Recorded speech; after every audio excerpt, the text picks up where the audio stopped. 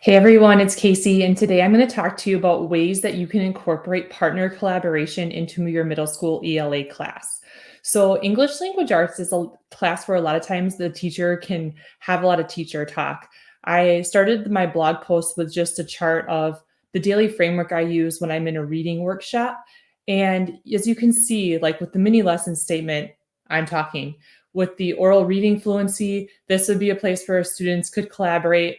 The interactive read aloud, I'm reading to students. The modeling, the have a go, those are parts where I'm leading the class period. The application, students are doing it on their own.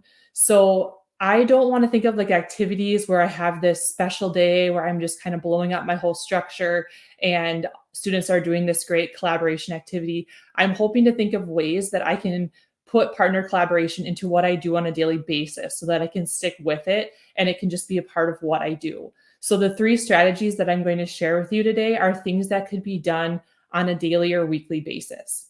So, the first strategy is one that I'm really excited to share, and I'm calling it partner question collaboration. So, this is my sentence stocking resource, but this could be done with vocabulary. This could be done with comprehension questions. This could be done with grammar activities. So, basically, anything where there's a defined answer where you could have an answer key. So, here's the example. This would be what the sheet that partner A gets. So, they would start by answering the first two questions, and then I'll scroll down and show you partner B's sheet here. They would start by answering the third and fourth question. So they have all the questions between the two of them, but they're answering the opposite questions.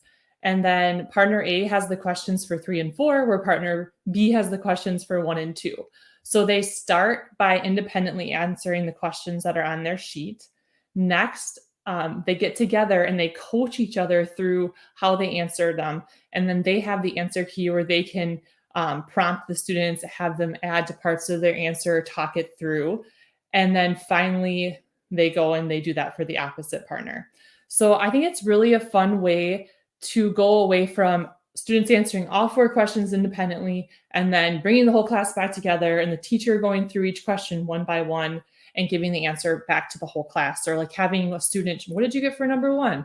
The student shares out to the whole class and you kind of make it like this whole class thing. It's a great way of giving that responsibility out to students, having them coach each other, talk to each other. I feel like students will retain more this way and be more engaged going through it this way.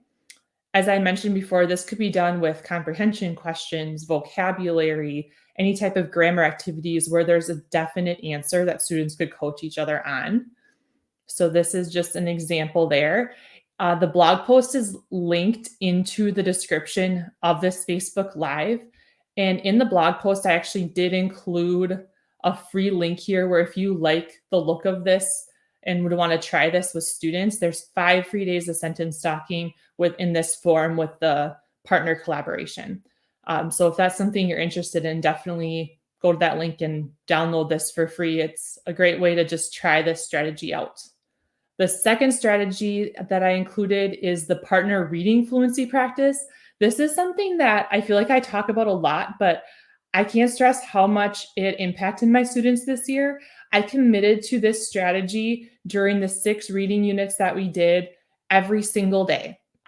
So I figured out the math, and that means that students had 120 opportunities to read to a partner for 1 minute at a time. So how I do this, and this is the slide that I always have up. So we were in a science fiction reading unit at the end, and there were 3 different book choices.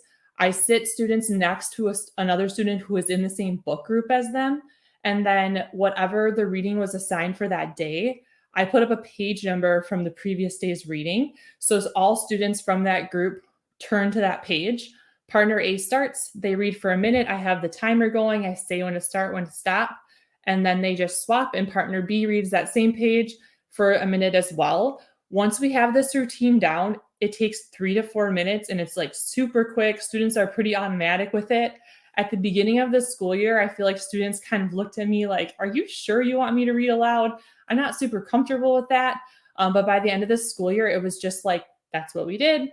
And students didn't really blink. They just did it and became a lot more comfortable reading aloud. I am not a fan of round robin reading or popcorn reading, but I do believe that you need to have students be practicing reading aloud. So I feel like this is a great in between of how to do that. I also included just this visual of when you're having students read aloud, stressing to them that it's not just about how fast they read. It has really nothing to do with how fast they read. It's about all these different dimensions of fluency. And then the last strategy that I'm sharing out is called interactive read aloud question share out. So the idea behind this is you're doing an interactive read aloud with students during your reading units. And then at the end of that, you'll probably like throughout the read aloud have some stopping points where you're maybe asking students to turn and talk with a partner, or maybe you're asking students, a question to the whole class and one student's responding. But at the end of the read aloud for that day, having a slide that looks something like this, where you're asking a question. So, this is an example from the Hunger Games. Do you think Katniss should have run to the cornucopia to get the bow and arrow at the start of the Hunger Games? And students would pick, yes, I think she should have went for it because, or no, I think she made the right decision to run because. And then what you would do is just ask students to go around the room and share their response with 3 other classmates. And you would give maybe 1 to 2 minutes for them to just quickly go around, check in with 3 or more classmates, and share out their thinking. Great way to involve movement, great way for students to interact with a couple different students versus maybe just always having the same partner. And then I also love this as a transition. The read aloud, sometimes students can be feeling a little, squirmy after listening to the book for 15 minutes.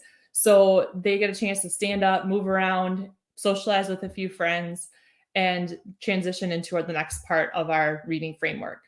So there you have it. There are the 3 strategies that I laid out for how to incorporate more partner collaboration into middle school language arts. Things that are not just like one-day activities that you're inserting here and there, but things that you can put into your class on a daily or weekly basis. I hope that one of those spoke to you and maybe trying it out next school year. Thanks.